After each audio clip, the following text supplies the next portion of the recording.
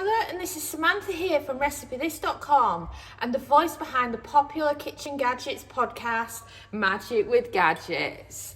Today, what I want to do is show you how to use one of your pudding basins in the Instant Pot to make an Instant Pot sticky toffee pudding.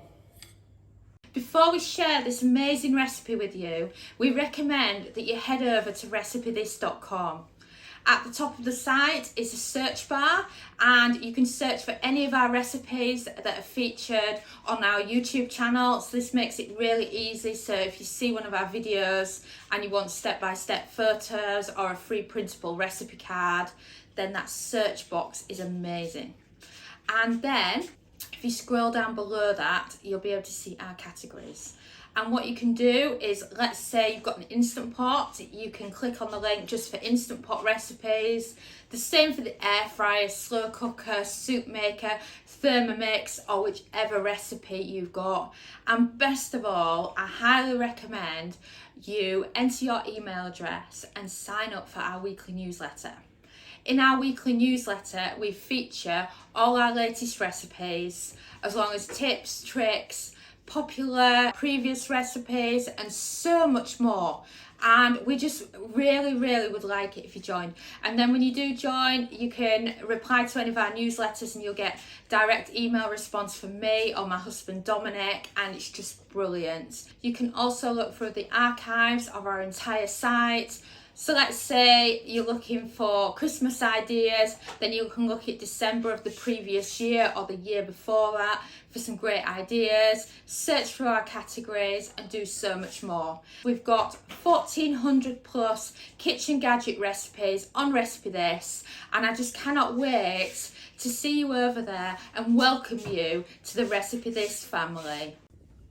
So when it comes to making sticky toffee pudding, what you need to do is you need to allow the dates to soak for a little while before you actually make the pudding. So I recommend at least an hour before, and then you need some boiling hot water from the kettle.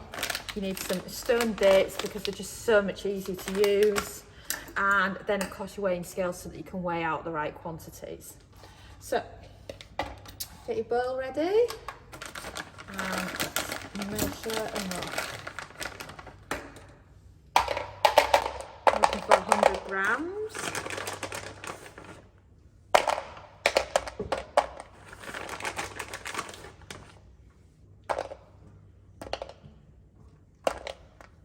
And there we go, that's 101, close enough. And then once you've done that, you can get rid of your scales, and then onto a chopping board for your dates. And then you just want to thinly chop them.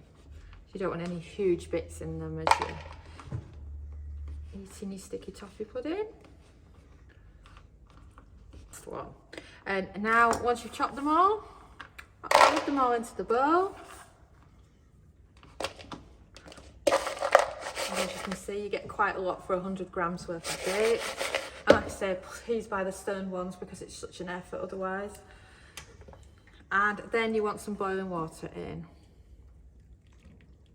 So this is 85 ml and you want about 100, so it's like one of these plus about a tablespoon. Just do it like that. You can use your knife to make sure they're all under. And then that's your dates ready for your sticky toffee pudding. Simply load them into the fridge, or you can have them just resting on the side, and then in an hour we can come back to them and make a sticky toffee. So we've already allowed the dates to soak in the boiling water for a little while first.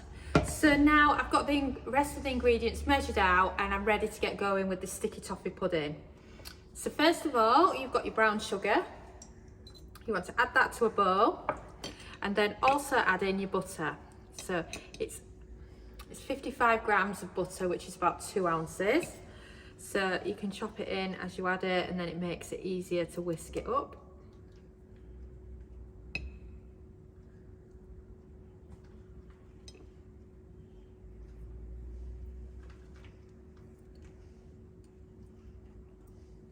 And then once you've done that, get out your hand mixer. I just need to plug mine in.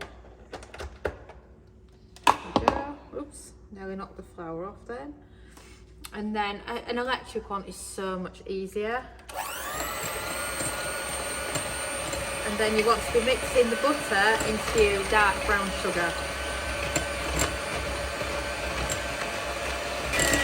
Now finally it's soft enough and it's ready to add in some other ingredients. A few little bits, if they've dropped out your bowl, that's fine to re-add them. And next, add in your egg.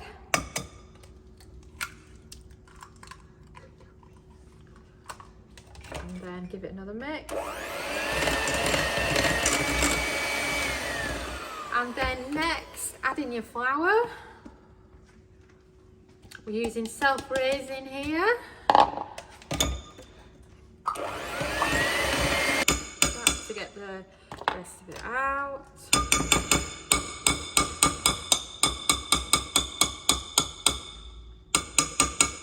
And then once you've done that, grab yourself a spatula, go around the edges, give it a good mix. And now you've got everything in your bowl apart from your dates. So now you can add your dates in. I recommend moving everything else out the way so you can see what you're doing better. And then add them in, including the liquid that's in them. And now give it another stir. And there you have it. You've got your sticky toffee pudding batter ready for cooking in the Instant Pot. So now what I recommend you do, proper pudding basin for the Instant Pot. These are absolutely brilliant. Just trying to see if it says on it where I got it from. I think I got them from Tesco's, but I can't remember. I've had them that long now. Sprinkle of flour so it's not going to stick. Give it a good rub round with your fingers. So you've got a good flouring of it, and then you can get rid of the excess. And now in it goes to your pudding basin. And there you go. Your batter's now ready to be cooked in the Instant Pot. So then, once it's all prepped, add a layer of foil to your pudding, because if you don't add the foil, then the steam liquid will go into it and you'll end up with a very watery, sticky toffee pudding, let's say. So once you've done that, make sure it's secure and on. Trivet in the Instant Pot, and then add in your pudding basin, and then carefully, because you don't want too much of it on the actual pudding. Oh, I missed. You want to add your boiling water. And what I've added there is I've added the equivalent of a kettle's worth minus 1 cup of coffee. So if you think of it like that kind of quantity, so that it's coming up the sides. Let me move it around here. So that at least that much of the bottom of the basin is actually covered in the boiling water. And then it's time to put the lid on. And then place the lid on the Instant Pot. Remember, make sure we're set to sealing and not venting.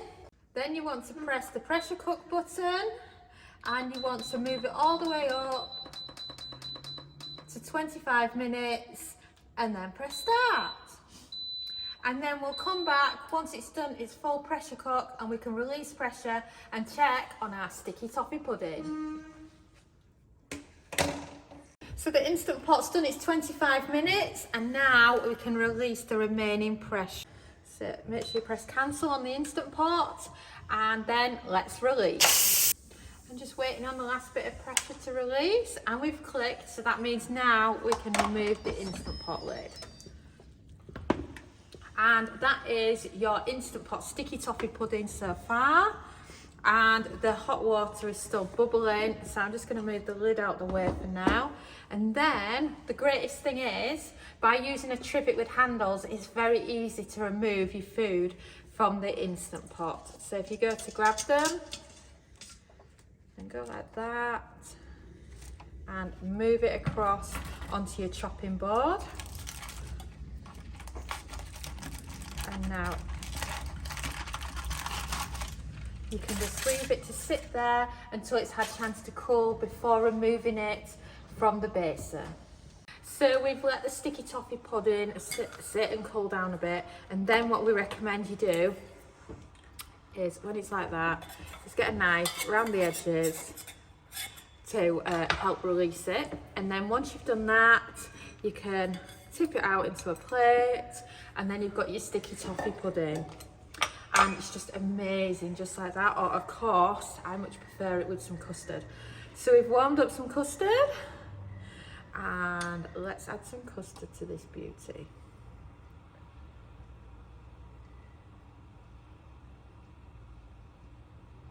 Oh, and wow, I can't wait for the custard to cool down a bit, and then I can tuck in and try it.